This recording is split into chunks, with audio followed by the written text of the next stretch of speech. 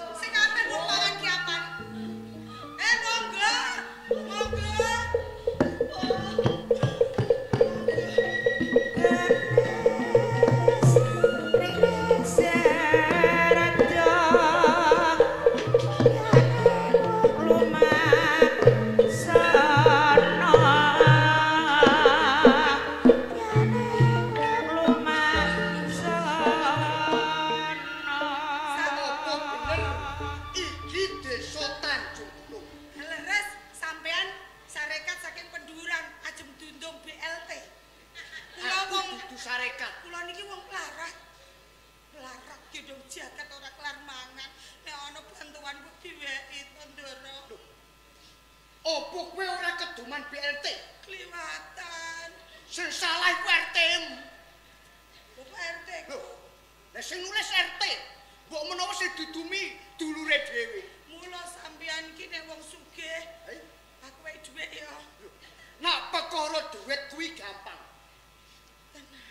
Apa sampean iki mbok laras? Hah? Wis terkenal nggih rupane. Wah, terkenal. Rupane kula Terkenal kerenge. sampean ki aja ngono to. Asline kula niku halus. Nek mboten diwarai kula niku halus tenan kok. Ngene mbok laras. Tekaku ana ing desa Tanjung Gunung yo ning rompokmu. Tenane aku mung kepengin nyocoke kabar. Perkawis menapa, Ndara? Apa bener mbok laras iki duwe anak sing ayu jenenge Larasti? Hah, mboten klentu. Lah nika. Oh, ayo to. Ayu-ayune bocah sak Tanjung Gunung, Ndara. Mbok, sampean iki ngopo? Aku wis duweni bojo kok aja. Ah, sesuk tak rapakno. Meneng. Kae, Oh, nggih. layak-layak. Dadi kembang desa ana ing Tanjung Gunung. Iki to. Sampean karep. Lho kok ditawakno karep sampean ku ana lho, Mbok. Ana piye iki ketoke duwe akeh kalunge gudi-gudi, sandang penganggone gemebyar. Kowe iki kepengin urip kepenak apa ora? Bendina kok nyepeda, ontel, sekali-sekali numpak vario barang ngono. Sik to. Kok receh iki apa bocor apa piye? Alah omahe kula niku bocor, angger udan sithik nggih ngeten iki kok Ndara. Upama kok Larasti kelakon dadi bojoku. Wah, kentengmu tak genti. Saestu. Iya. Tak genti plastik. Ora malah tambah akeh, ora malah tambah apik, keterak leso sithik rak malah tis. Lho. Masuk angin. Sampeyan niku Yo malah sansaya apik. Bakal tak gaweke omah tingkat 17. Kaca kabeh.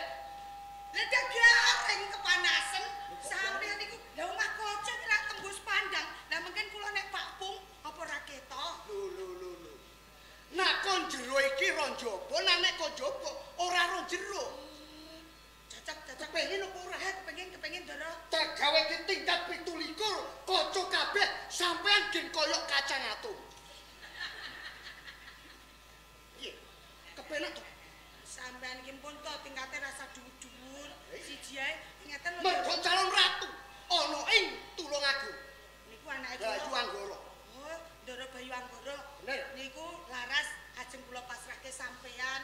Neng kula niki nggih njaluk uang muka ngono lho, njaluk uang muka. Dadi anakmu Larasti ki arep mbok dol karo aku. Ah, tembunge sampean kok didol. Lah diapake? Jenenge wong wedok iku mesti njaluki mahar. Njaluki pitukon. Gampang. Yen perkara pitukon mengko tak wenehi. Mbok dol piro? Tak tuku 20 juta. Wah, tenan to, Ro? Saestu Upama mbok tukono brambang, iki entuk 2 ton saiki.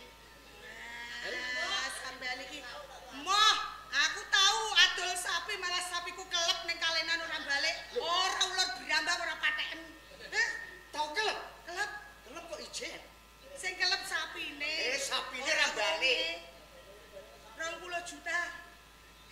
Alah, Apa, Mbok? apa tak nggo Tak bayar cash anakmu. Hah, hitung. Duit tenan ora diluang. Dihitung. Mbok, kowe bayu 20 juta nduk siji, loro, telu. aku mau kok, Mbok. Aku ora seneng. Ini aku ngitung duit 20 juta coba nang kali. Tutup piro mang? Sampean ngitung ora ani lho, Mbok. 10, 11, 12, 13, 14, 15, 16, 17, 18. Sehat. Kurang 200. Wong Ora ono. Keliru le gitu. Grene. Kowe iki kulino korupsi kowe iki. 18. Pokoke ora peduli, kudu genep 2 juta.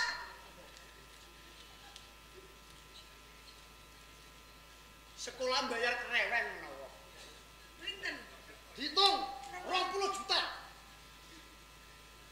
Dihitung to. 20 juta ki mulai piro? Hei.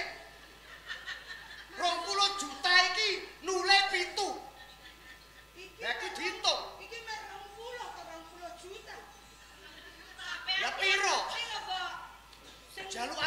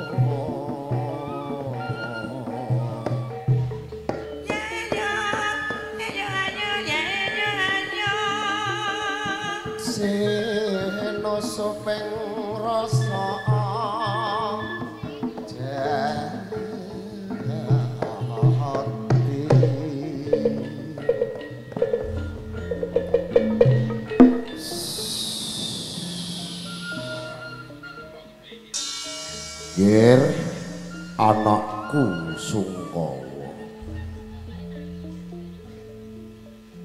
Bapak ngerti lelakonmu.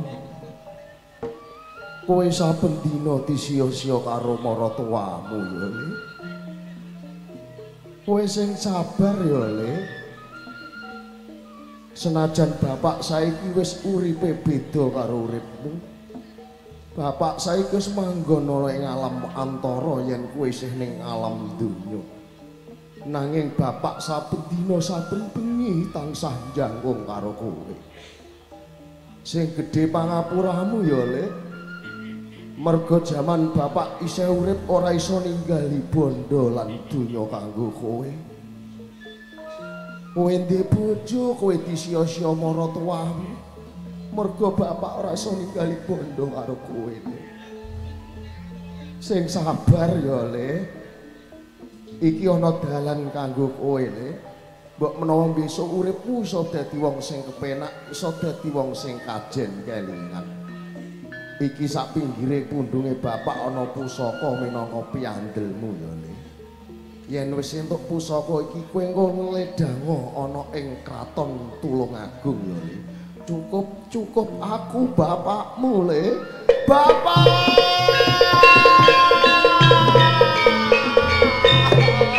Bapak, aku njaluk mati ae, Pak. Aku pengen nyusul kowe ae, Pak. Aku ora kuat urip ning donya, Pak. Saben dina diajar dipiloro karo maratuwaku, Pak.